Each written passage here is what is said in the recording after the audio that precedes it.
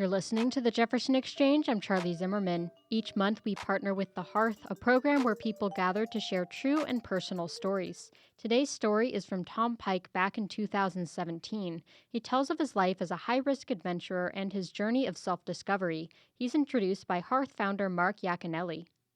Our third teller before the break is Tom Pike. Tom's married to Megan Danforth and has two sons, Orion and Rowan. He works as a counselor and instructor at Road Community College. He spends his days making scrambled eggs, playing with his family, and wondering why his yard is so messy. I can tell you that why. A big hand for Tom.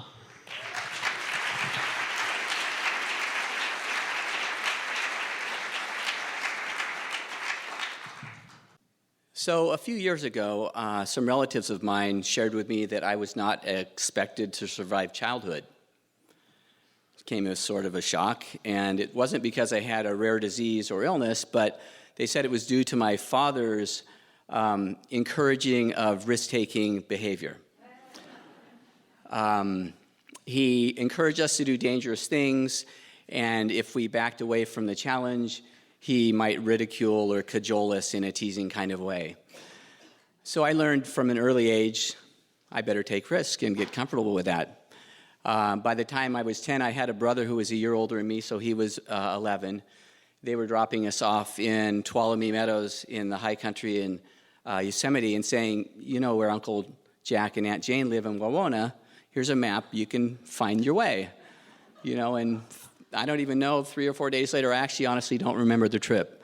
My brother reminded me of it a few years ago, and I said, God, I have one recollection, and I just remember seeing one of your high-top Converse tennis shoes melting on the fire, you know. So by the time I was, 13, I had a motorcycle. I had gotten into racing sailboats. We grew up in Ventura, California, and surfing. And by the time I was probably mid-teens to late teens, I was loading I had a Laser, which is a 14-foot racing, kind of Olympic racing dinghy with a little tiny cockpit. But my friend Bob and I realized it was big enough for our sleeping bags wrapped in garbage bags and some spear guns and a loaf of peanut butter sandwiches. And we would head to the islands. We'd leave early in the morning under the cover of fog because the harbor patrol guys knew us. And if they caught us paddling out on the foredeck before the wind came up, they would surely turn us around. So we would kind of sneak out and then be gone for a couple of days and just kind of live off the ocean. And we fancied ourselves hunters. We'd carve sticks, and there were wild boars on the island. So that never worked out, but we thought it was cool. So after college, I started seeking employment that was exciting and adventurous. My first job was working as a geologist in the Marshall Islands on Eniwetok Atoll, actually on a drill ship. So we were drilling core samples in atomic bomb craters and trying to figure out, I actually didn't know what we were trying to figure out because it was classified and they wouldn't tell me.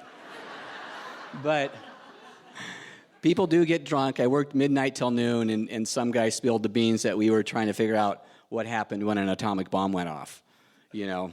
And so we ended up looking at core samples all night, and then in the daytime, I spent most of the time in the water snorkeling and diving and just wondering, I don't believe a bomb went off here because it was gorgeous. It was like coral reefs everywhere and tons of fish, including large sharks. It was kind of a famous place for large sharks. So there were tiger sharks and white sharks and smaller reef sharks, and we learned their behavior. You know, we thought we were cool. Oh, they're arching their backs. We keep our distance, or don't pee in the water. They smell it. So 2 of my friends actually got bit and were medevaced to Honolulu. But that was a pretty awesome job. And then I progressed on to, I became a member of the Pacific Stock Exchange in San Francisco. So I was a stock options market maker. So I spent 6.5 hours a day in a trading pit yelling and screaming, as loud as I could. And I got to be pretty good at that. Good enough so I only had to work 4 months a year. But the adrenaline was kind of unparalleled. I loved it. But there was also the kind of side effect of the stress, and a couple of my friends actually died of heart attacks in the pit. But I still thought it was a cool job, even though it was kind of killing this part of me that I wasn't really, I couldn't put a finger on it. But I got to work 4 months a year, spend 8 months a year traveling around adventuring. And I bought some wilderness property in Idaho on the Salmon River and spent a lot of time there kayaking. And I continued racing sailboats, raced to Hawaii. And it was pretty awesome. Probably my peak experience for feeling alive and close to powerful nature was one summer I spent in Guatemala climbing volcanoes and studying Spanish and working on some Peace Corps projects. And from the top of one volcano one night, I saw this other one like erupting, on the horizon. I was like, that looks like a volcano erupting. And I thought, that's got to be climbed. That's awesome. And so I started asking about it, and everybody's like, nobody climbs that volcano. It's too dangerous. Well, my Spanish wasn't that good, so I was like, I don't know what they're saying. So the next weekend, I was camping out on the base of the volcano and got up at like 3 in the morning and summited, a few hours after sunrise. And it was erupting. It was like Mount McLaughlin. It was 9,000 feet tall, and it was erupting like every 5 minutes.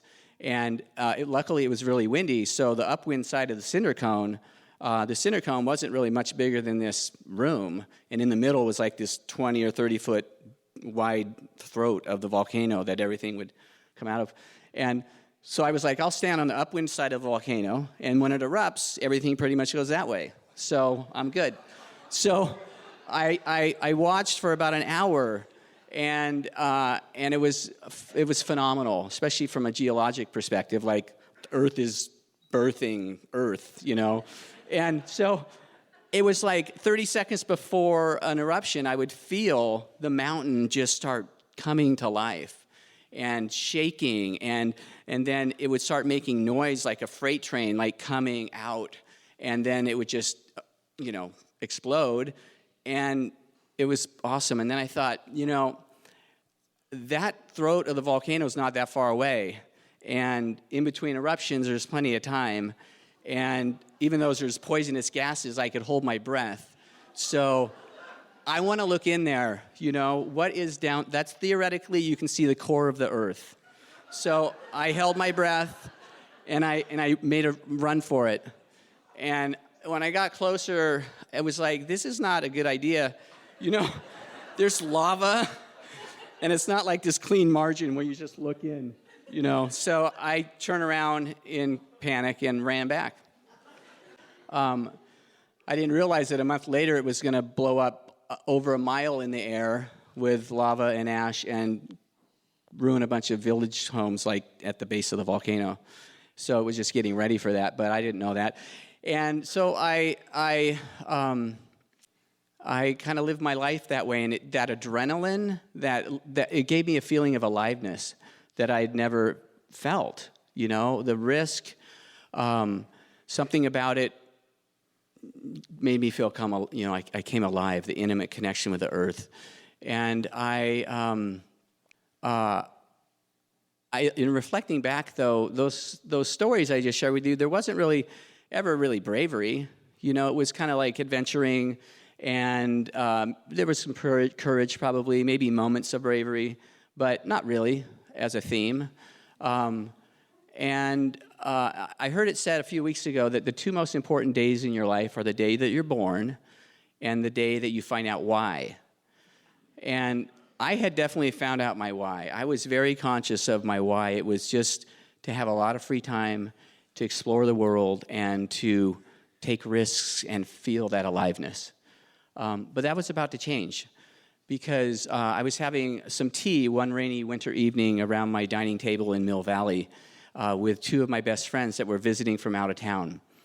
And they knew me as well as anybody, probably better. And in the middle of the conversation, they said, "Tom, you're half dead." And I was kind of angry. I was like, what are you talking about, half dead? I'm on the top of my game trading. I travel and play and do all kinds of fun stuff 8 months a year, making tons of money. But there was a part of me that felt defensive and kind of like I'd been found out or something. So I thought about it for a few weeks, and I realized, there's something to that, because I seek such extreme adventure, and that's when I feel the most alive. Why do I have to go to such extremes? What does that say about what part of me is dead, or what don't I know about myself? So I got really curious, and I started what became like a 12-year spiritual quest. And most of you from Ashland, so you're like, oh yeah, spiritual quest. I think I've seen you, So I got committed to like a spiritual teacher for 10 years, and I did dozens of week-long seminars and drank ayahuasca in the Amazon, which I know some of you have done. And I did dream workshops, and I spent a lot of time in flotation tanks and meditating. And not to trivialize that decade, because it fundamentally changed my perspective on who I am and the universe and my place in the world. So it was very important to me. And it did require bravery, because what ended up happening was I started looking inside myself like I had been afraid to. I'd rather look down a volcano. And I started seeing things that were really unflattering, humiliating, scary. I didn't want other people to know. I didn't even want to know myself. And so I just want to share one story kind of exhibiting that before I close. And that is, I used to have this repetitive dream that I was, different storylines, but I was defective. I was unlovable. I was not sufficient.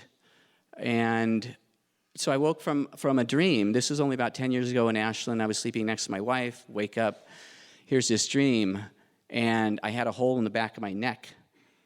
And no one could see it. Everybody looked at the front of me, but I knew it was there.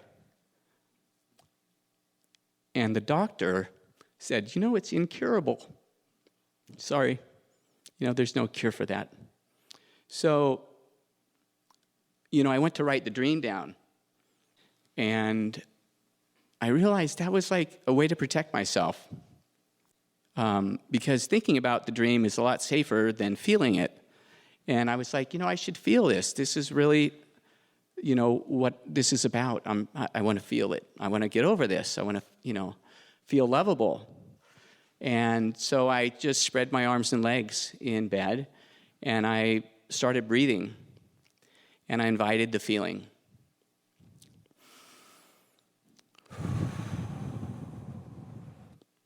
I am unlovable.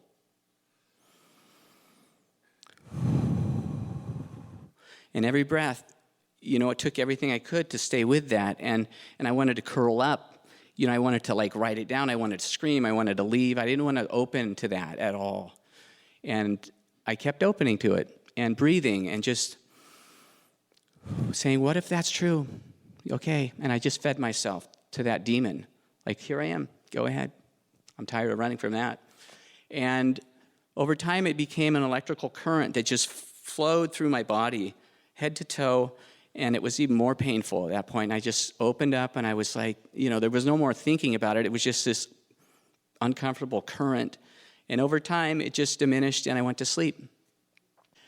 And when I woke up in the morning, I was like, something's different here, And I realized that for maybe the first time in my life, I felt like pure love.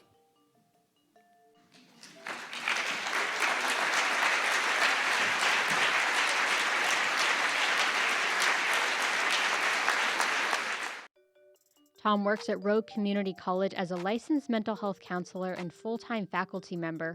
2 years ago, he took a sabbatical from RCC and started Jump Education, a free educational consulting service that helps families and teens understand the benefits of early college and the best path for them to access it.